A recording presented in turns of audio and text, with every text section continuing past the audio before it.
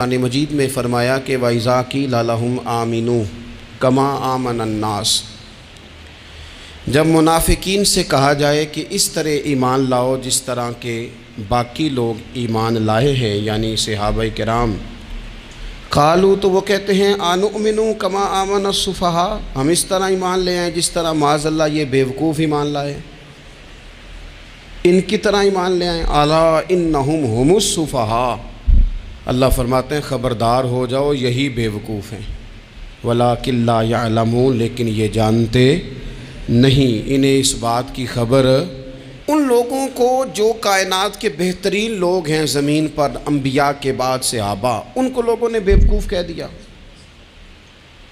باتیں کر دی۔ آپ قرآن مجید دیکھیے سورہ قلم کے اندر اللہ تبارک و تعالی نے اس بات کا بھی جواب ارشاد فرمایا ہے، جب لوگوں نے کہا تھا کہ معاذ اللہ حضور تو مجنون ہے، تو اللہ نے فرمایا محبوب آپ رب کے فضل سے مجنون نہیں ہیں، بلکہ اللہ نے آپ کو خلق عظیم کا مالک بنایا ہے۔ وَإِنَّكَ لَعَلَىٰ خُلُقٍ عَظِيمٍ، لوگ بات کرتے ہیں اور کر جاتے ہیں اور شوق رکھتے ہیں تبصرہ کرنے کا۔ تو میں نے بہت سارے لوگ ایسے زندگی میں دیکھے ہیں جو لوگوں کی باتوں کی وجہ سے اذیت میں آ گئے، تکلیف کا شکار ہو گئے، اور میں اور آپ تو کسی کھاتے میں نہیں۔ حضرت ابوبکر صدیق رضی اللہ تعالیٰ عنہ جیسے لوگ، افضل البشر بعد الانبیاء بالتحقیق حضرت صدیق اکبر، آپ قرآن مجید 30ویں پارے کی تلاوت میں یہ بات دیکھیں گے کہ جب حضرت ابوبکر صدیق نے غریب غلاموں کو خرید کر آزاد کرنا شروع کیا، حضرت بلال حبشی کو، حضرت عامر بن فہیرہ کو اور کچھ غلاموں کو خرید کر آزاد کیا، تو لوگ کہنے لگے کہ یہ بلال نے کبھی کوئی احسان کیا ہوگا ابو بکر پر، تبھی تو خرید کے آزاد کیا ہے، ورنہ کیا ضرورت تھی اتنے پیسے لگانے کی، کوئی تو بات ہوگی۔ اللہ تعالیٰ نے اس کا بھی قرآن مجید میں اعلان فرمایا ابو بکر نے جو کیا ہے رب کی رضا کے لیے کیا ہے۔ تو گفتگو کرنا، بات کرنا، لوگوں کا اتنا یہ خطرناک مزاج ہے، ایک جملہ کہہ کے لوگ سائڈ پہ ہو جاتے ہیں، بندہ بیچارہ ساری رات تڑپتا رہتا ہے، ایک فکرے کا تبصرہ کر کے لوگ کونے میں چھپ جاتے ہیں، اور کسی آدمی کے لیے وہ اسے سولی پہ لٹکا جاتے ہیں، اپنی زبان کے تیروں سے لوگ پریشان کرتے ہیں۔ پہلے تو اللہ سے یہ معافی مانگیں کہ رب اس جرم سے ہمیں محفوظ فرمائے۔ اور اب تو لوگوں کی زبانیں اتنی لمبی ہو گئیں کہ وہ صحابہ تک چلی گئی ہیں، اہل بیت نبوت تک چلی گئیں۔ تبصروں کے شوق میں لوگوں نے یہ دیکھا ہی نہیں کہ میری حیثیت کیا ہے اور میں بات کس کی کر رہا ہوں، میری اوقات کیا ہے اور میں تبصرہ کس پہ کر رہا ہوں۔ بے باک ہونا اور بات ہے اور بدتمیز ہونا، ان دونوں میں فرق ہوتا ہے۔ تو میرے عزیز، ایک تو اس سے پرہیز کریں، اور پھر دوسرا تو کریں گے۔ اب ہوتا کیا ہے، ہم اس کا نفسیاتی اثر لیتے ہیں، میں اکثر کہتا ہوں سارے لوگ ہی کانوں کے کچے ہوتے ہیں، کچھ تھوڑے زیادہ ہوتے ہیں، کچھ تھوڑے کم ہوتے ہیں، اور بعض لوگ کہتے ہیں اتنے لوگ فلانے بندے کی بات مانتے ہیں۔ تو میں نے کہا دنیا میں تو آج بھی کافر زیادہ ہیں، شیطان کے پیروکار آج بھی، تو زیادہ ہونا کوئی حق کی دلیل ہے ہمیشہ؟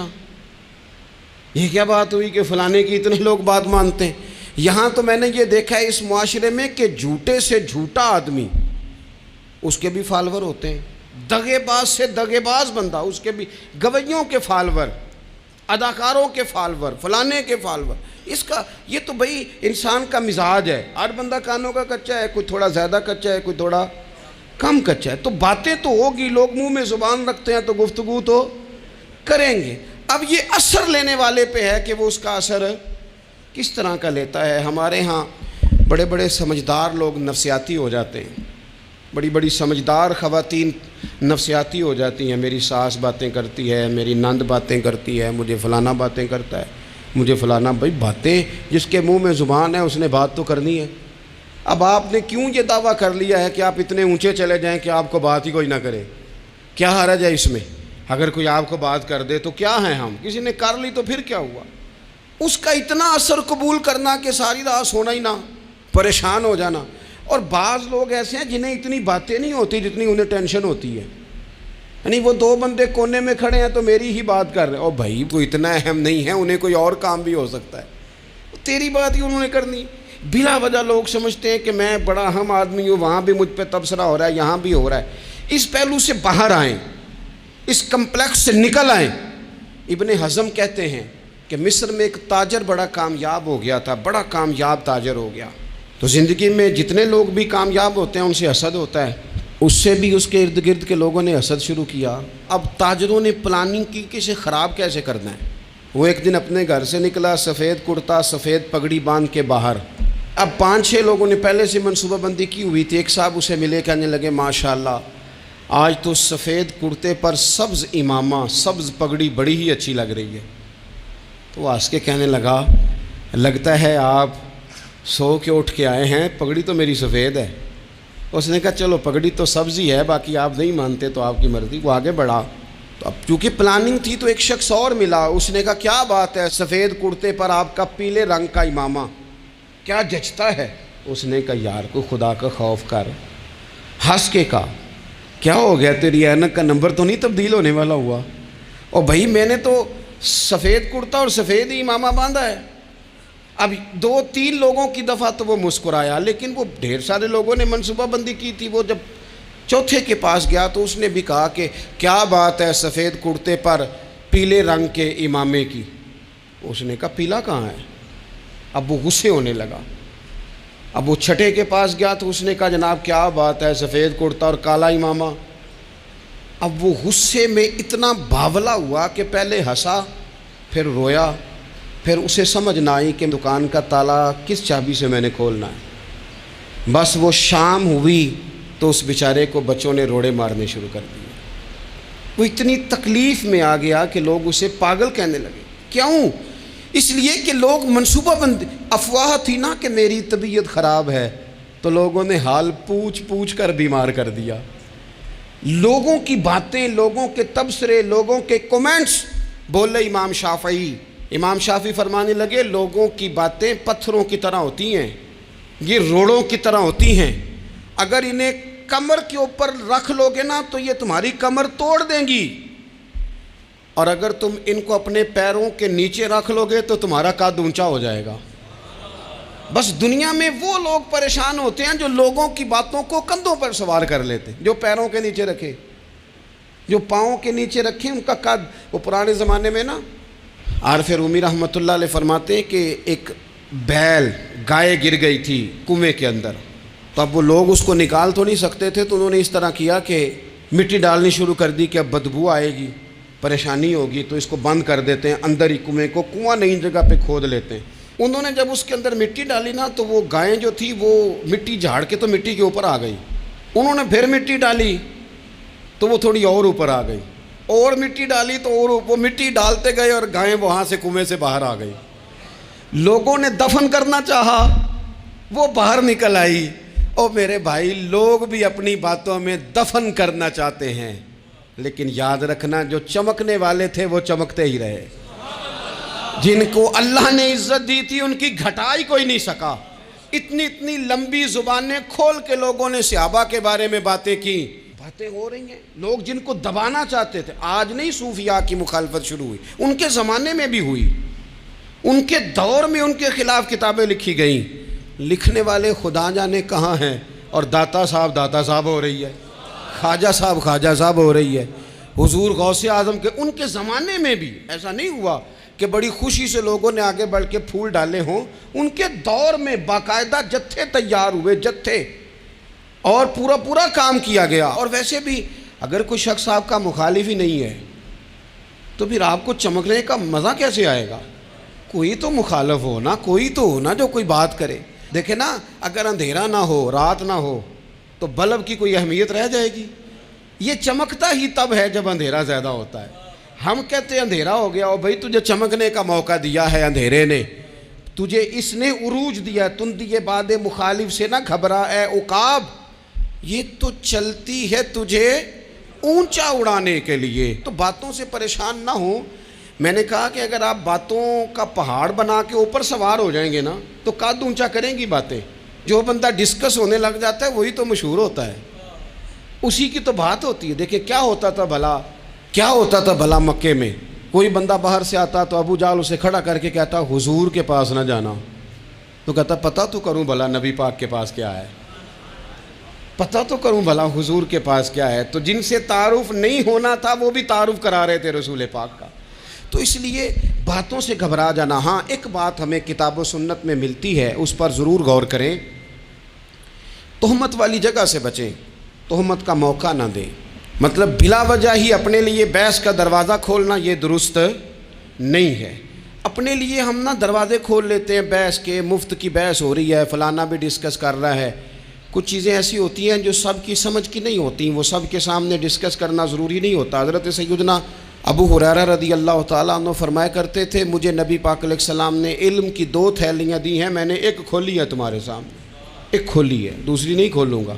اس لیے کہ ہر بندے کو بات اس کے ظرف کے مطابق کرنی چاہیے، تو موقع نہ دیں۔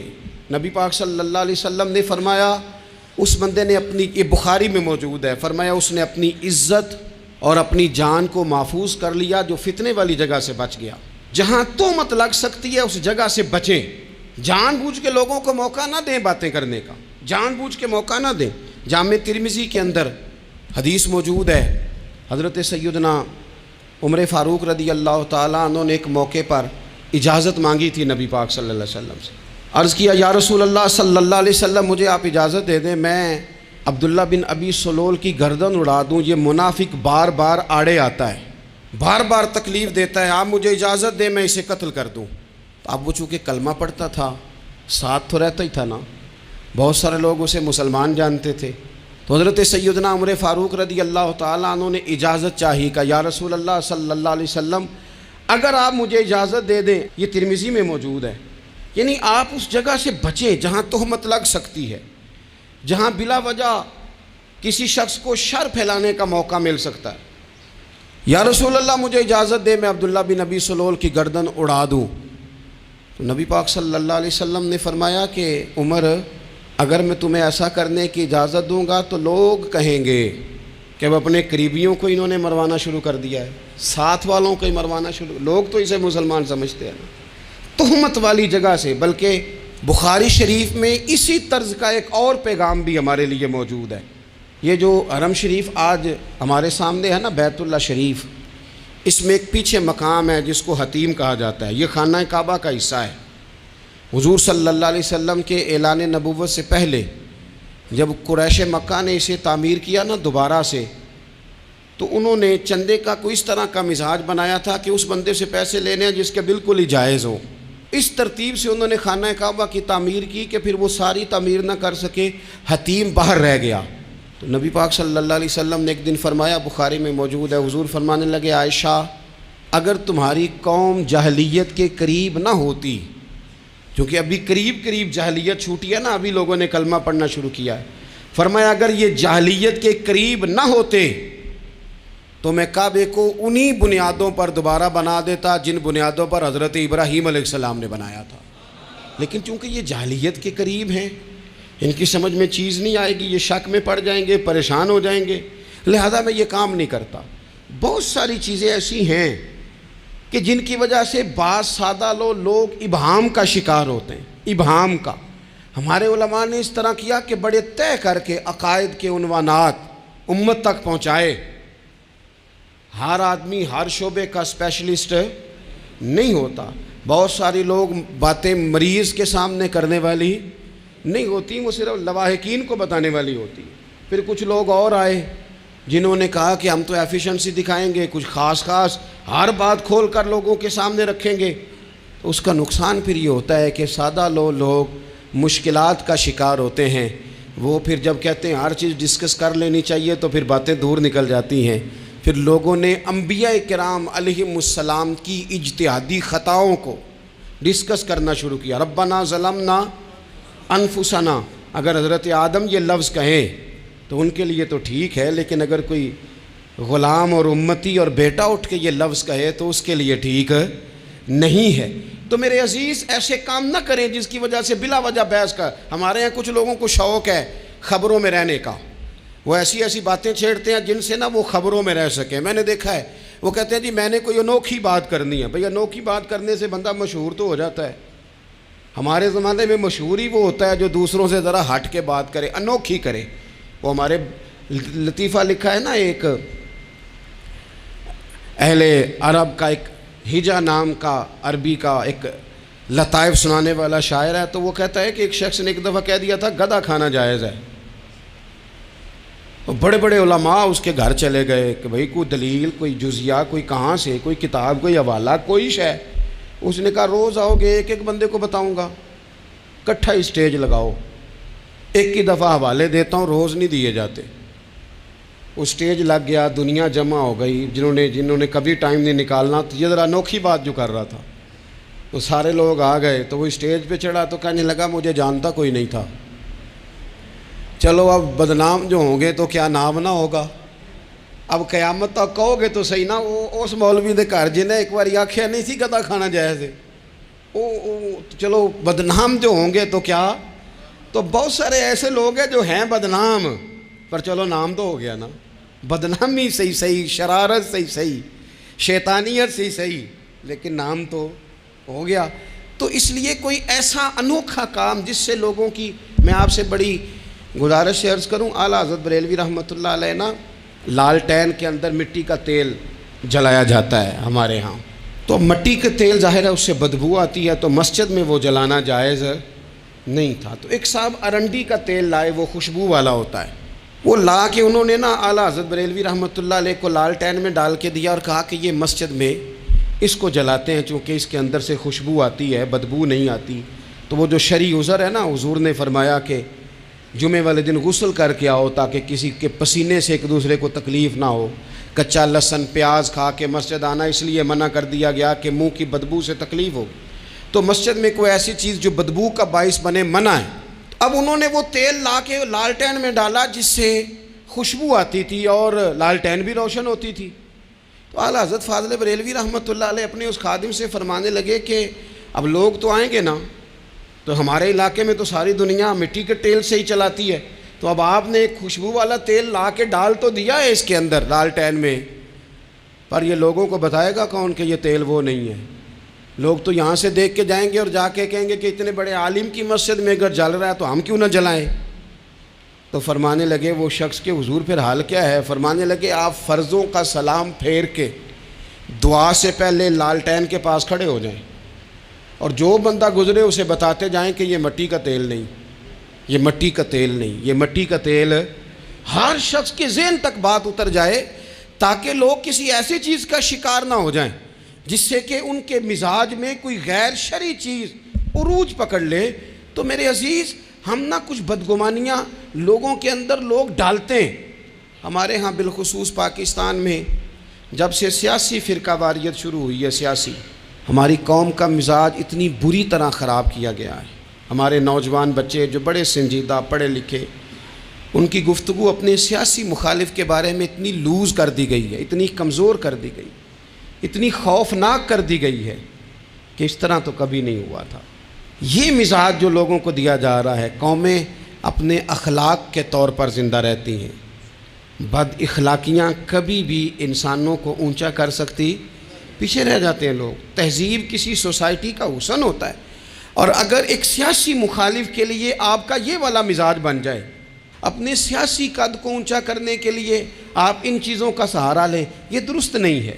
اخلاقی رویے میں کہوں گا کسی بھی سیاسی جماعت سے وابستگی ہے وہ 100% رکھے جو اس کی سمجھ میں آتی ہے، لیکن اپنے اخلاقی مزاج کو کبھی کمزور نہ ہونے دے، اخلاقی رویہ کبھی کمزور نہ ہونے دے. یہ کیسے ہو سکتا ہے؟ دیکھیں، ابو جہل، ابو لہب، عتبہ، عتیبہ، شیبہ، وہ وہی باتیں کر سکتے تھے جو ان کے مزاج کی تھیں، جو آج تک لوگ کسی بھی دیندار کے بارے میں کرتے ہیں.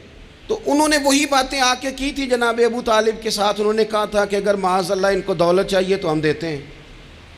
بڑے سے بڑے مخلص آدمی پر آج لوگ دعویٰ نہیں کرتے کہ دولت کے لیے لگا ہوا ہے. انہوں نے کہا دولت چاہیے تو دیتے ہیں، اگر کسی خاتون سے نکاح کرنا چاہتے ہیں تو کرا دیتے ہیں، سرداری چاہیے تو دے دیتے ہیں. اب یہ سوچ ہی اتنی ہے، اس سے آگے جاتی نہیں. وہ معاذ اللہ حضور کے بارے میں اور بھی باتیں کرتے، یہ شاعر ہیں، یہ جادوگر ہیں، یہ فلاں ہیں. لیکن میرے نبی پاک علیہ الصلوۃ والسلام نے کبھی بھی ان کی ذاتی زندگی کو ڈسکس نہیں کیا، کبھی نہیں کیا. ابو جہل شراب پیتا تھا، لیکن حضور نے کبھی سوسائٹی میں یہ بات لوگوں کے سامنے بیان نہیں کی. وہ لوگوں کے پیسے دبا لیتا تھا، کئی جگہوں پہ حضور نے پیسے نکلوا کے دیے. لیکن جگہ جگہ گلی گلی کھڑے ہو کے حضور نے یہ نہیں فرمایا کہ یہ اس طرح کا ہے۔ آپ اپنے مخالفین کے بارے میں ضرور کلیم کریں، ثبوت کے ساتھ ضرور بات کریں، یہ ضروری ہے، لیکن آپ کا رویہ اتنا گھرا ہوا نہیں ہونا چاہیے کہ لوگ سمجھیں کہ یہ قوم تو اخلاق سے ہٹ گئی ہے۔ آپ اختلاف کریں، لیکن اختلاف کے بھی آداب ہوتے ہیں، اس ادب کے دائرے کے اندر رہ کے صحابہ کے بیچ بھی رائے کا اختلاف ہو جاتا تھا، ہو جاتا ہے، ہو جایا کرتا ہے، حضور اس اختلاف کو قبول کرتے، بھئی ہو جاتا ہے رائے کا اختلاف اپنوں میں، لیکن اس کے اندر انسان توہین پہ اتر آئے، اس کا لہجہ اس طرح کا ہو جائے جس طرح کی بازاری گفتگو کی جاتی ہے، تو محسوس ہوتا ہے کہ یہ تربیت کا فقدان ہے، یہ لہجے باوقار لوگوں کے نہیں ہوا کرتے۔ لہجے کو کبھی برا نہ ہونے دیں، انداز کو، لوگ آپ کو چھیڑیں گے، اپنی جگہ پہ کھینچ کے لانے کی کوشش کریں گے، بڑا کچھ لوگ کریں گے، لیکن آپ اپنی جگہ سے آپ تبدیل نہیں ہوں گے۔ آپ کہیں گے یار میرا ایک معیار ہے، میری ایک حیثیت ہے، میں اپنی حیثیت چھوڑ سکتا؟ میں اپنی حیثیت نہیں چھوڑ سکتا۔ ہر بندے کو آپ ڈسکس کریں گے تو تہمت والی جگہ سے ضرور بچیں، بدگمانی سے ضرور بچیں، لیکن ہر شخص کو اس کے معیار کے مطابق اتر کا جواب دینا یہ باوقار لوگوں کا سٹیٹس نہیں ہوتا۔ وہ کہتے ہیں جا بات کر، جا کے تو کون ہوتا ہے تیری بات کرے، اب ہم ہر شخص کے منہ لگیں، یہ کیسے ہو سکتا ہے؟ نبی پاک صلی اللہ علیہ وسلم گزر رہے تھے، صحیح بخاری میں موجود ہے، آپ کی اہلیہ حضرت صفیہ رضی اللہ تعالیٰ عنہ آپ کے ساتھ تھیں، رات کا وقت تھا، حضور گزر رہے تھے، تو صحابہ کچھ کھڑے تھے، تو حضور نے ایک کو بلا کے کہا کہ یہ میری بیوی ہیں، صفیہ ہیں۔ عرض کرنے لگے حضور مجھے میری ماں روئے، میں کوئی آپ کے بارے میں بدگمانی کرتا؟ تو حضور نے جواب میں کیا کہا؟ محبوب فرمانے لگے جس طرح رگوں میں خون گردش کرتا ہے نا، شیطان بھی اسی طرح ہی گردش کرتا ہے۔ گویا حضور بتا رہے ہیں کسی وقت بھی بدگمانی پیدا کر دیتا ہے۔ میں تمہیں بتا رہا ہوں کہ اپنی اہلیہ کے ساتھ جا رہا ہوں، میری بیوی ہے، کوشش کریں کہ آپ اس جگہ سے بچیں جہاں باتیں ہو رہی ہوں۔ اور اس پہلو پہ تیسری گزارش اس عنوان پر یہ ہے کہ اگر کسی کے بارے میں باتیں ہو رہی ہوں تو فٹافٹ اس کا حصہ بننے کی کوشش نہ کریں، بلکہ آپ کے پاس جب تک کوئی شرعی ثبوت نہیں ہے تب تک آپ اس بات کا حصہ نہ بنیں۔ ہمارے ہاں بات ہو رہی ہوتی ہے تو دو چار بندے دوڑ کے نا اپنا بھی حصہ ڈالتے ہیں، بلکہ میں بڑی ذمہ داری سے یہ بات عرض کروں گا، بات لمبی ہوتی تب ہے جب کوئی بندہ درمیان میں کہہ دیتا ہے نا نہیں تجھے تو تھوڑا پتہ ہے، تھوڑا میں بھی کرتا ہوں۔ وہ کئی دفعہ وعدہ معاف گواہ بن جاتا ہے، جا کے دوسروں کو خبر کرتا ہے اس نے یہ کہا ہے، حالانکہ بندہ اس سے پوچھے کہ اگر انہوں نے کہا تھا تو اتنا سجن تھا تو وہاں جواب دے کے کیوں نہیں آیا؟ تجھے چاہیے تھا وہیں جواب دیتا، وہیں جا کے جواب دے دیتا۔ ایک بزرگ کی خدمت میں ایک دفعہ حاضر تھا، ایک بڑے عالم تھے، تو ان کے پاس آ کے ایک شخص نے کہا کہ فلاں آدمی آپ کے بارے میں یہ بات کر رہا تھا، تو وہ ہنس پڑے، فرمانے لگے پھر آپ کہاں تھے؟ کہنے لگے میں وہیں تھا۔ فرمانے لگے میرا اور آپ کا رشتہ کس طرح کا ہے؟ کہنے لگا جی میں تو شاگرد ہوں، ارادت مند ہوں۔ تو فرمانے لگے پھر آپ میرے پاس سوال لے کے آ گئے ہیں، آپ نے وہاں جواب کوئی نہیں دیا۔ فرمانے لگے اب تو میرے سامنے بیٹھ، پہلے اس سوال کا جواب میں تجھے دوں، پہلے تجھے قائل کروں، اگر تو قائل ہوتا نا تو پھر تو یہ بات لے کے میرے پاس نہ آتا، پھر تو وہاں تو کلیئر کر آتا، تیرے اندر کجی ہے، تو بات کا حصہ بنا ہے، اور میرے نزدیک اس سے بڑا تو مجرم ہے کہ تو نے بات کو سنا ہے، وہ تو کوئی ہے، اور تو اپنا تھا، تو نے اپنا ہو کے یہ باتیں سنی، تو نے ہاں کی، تو وہاں بیٹھا رہا، تو اپنا تھا۔ اور حضور نے فرمایا محبت تو بندے کو اندھا بہرا اور گونگا کر دیتی ہے، جو کسے دا عاشق ہوئے ہوتے گل اسے دی کردا ہے، 100 مکر بہانے کر کے او دے ہی مرنے مرد ہے۔ تو نے سن کیسے لی؟ تیرے کانوں نے گوارا کیا؟ پہلے تو مطمئن ہو نا، تو اگر مطمئن ہوتا تو بات آگے وہیں جواب دے کے آتا، جب تو ہی غیر مطمئن ہے تو میں کسی اور کو کیا جواب دوں؟ تو مدد کریں اپنے بھائی کی اس معاملے میں کہ اگر آپ کلیئر ہیں تو پھر آپ اسے وہیں کلیئر کریں، کہیں یار میری بات سن، یہاں تک تو بات ٹھیک ہے، اس بات کا میں گواہ ہوں، یہ ہو سکتی نہیں۔ اور نبی پاک کا یہ طریقہ ہے، مسند امام احمد بن حنبل میں حدیث موجود ہے، حضرت عبداللہ ابن مسعود رضی اللہ تعالیٰ عنہ، کمال آدمی حضرت عبداللہ ابن مسعود، حضور نے فرمایا عبداللہ ابن مسعود سے قرآن سیکھا کرو، یہ اسی طرح پڑھتے ہیں جس طرح میرے اوپر نازل ہوا تھا۔ حضرت عبداللہ ابن مسعود کو نبی پاک علیہ السلام نے فرمایا درخت پہ چڑھ کے ذرا میرے لیے مسواک تو اتار دو۔ حضرت عبداللہ ابن مسعود کی پنڈلیاں پتلی پتلی تھی، ٹانگیں پتلی تھیں، وہ درخت پہ چڑھے، ہوا چلی تو کپڑا تھوڑا ہٹ گیا تو بعض لوگ ان کی پتلی پنڈلیوں کا مذاق اڑانے لگے، معاذ اللہ، دیکھو کیسی باریک باریک پنڈلیاں ہیں، کیا انداز ہے۔ اب حضور بیٹھے ہیں نا، تو انہوں نے جو بات کی تھی وہ بات بھی درست تھی، پنڈلیاں واقعی پتلی تھیں، اور کوئی بھی اس انداز میں دیکھتا تو شاید مسکراتا۔ جب انہوں نے کہا نا دیکھو پتلی پنڈلیاں، تو حضور نے ہمارے لیے طریقہ کیا چھوڑا، ہمارے لیے سیرت کیا چھوڑی۔ حضور سید عالم فوراً ارشاد فرمانے لگے، نبی پاک فرمانے لگے چپ کرو، تم میرے عبداللہ کی پنڈلیوں کو پتلا پتلا کہہ رہے ہو نا، قیامت کے دن جب میزان لگے گا اور ان پنڈلیوں کا تمہیں وزن پتہ چلے گا، پھر پتہ چلے گا میرے عبداللہ کی شان کیا ہے۔ یہ بڑی وزنی پنڈلیاں ہوں گی، جب ان کا میزان پر وزن تلے تو آپ دفاع کریں۔ نبی پاک صلی اللہ علیہ وسلم نے فرمایا اگر کسی جگہ تیرے بھائی کی عزت پر حملہ ہو رہا تھا اور تو بچانے پر قادر تھا اور تو نے اس کی عزت سے اس شر کو روک دیا، کہا نہیں یار ایسی بات نہیں ہے، تم غلط کہہ رہے ہو، فرمایا اگر تم کسی کی عزت کا دفاع کرو گے تو فرمایا جہاں تمہاری عزت خراب کی جا رہی ہوگی رب وہاں تمہاری عزت کا دفاع فرمائے گا، اللہ تمہاری عزت کا محافظ بن جائے گا۔ لیکن ہم کیا کرتے ہیں، ہم لوگ باتیں کر رہے ہوتے ہیں تو ہم ان باتوں میں ایک بات اور شامل کرتے ہیں، ہم ان باتوں میں ایک بات اور شامل کر لیتے ہیں اور انداز اختیار کر لیتے ہیں، اور جو آپ کے حق میں ہے اس نے مخالف نہیں ہونا، اور جو مخالف ہے اس نے کبھی حق میں چھوڑیں، آپ کس کو قائل کر رہے ہیں؟ جس کی سمجھ میں آتی ہے وہ قبول کرے، نہیں آتی تو دروازہ کھلا ہے، کہیں اور تشریف لے جائے۔ ہمارا یہ مزاج بن گیا کہ بلا وجہ کی وضاحتیں بھی بندے کو کمزور کرتی ہیں، بلا وجہ ہم کمزور پڑ جاتے ہیں، تھوڑے بے نیاز ہو جائیں، چھوڑیں کچھ بے نیاز بنے، طبیعت کوئی بے نیاز، ہم نہ بے نیاز نہیں ہوتے، ہر بات کو سوچتے ہیں، ہر بات کی وہ جی وہ فلانے نے پتہ کیا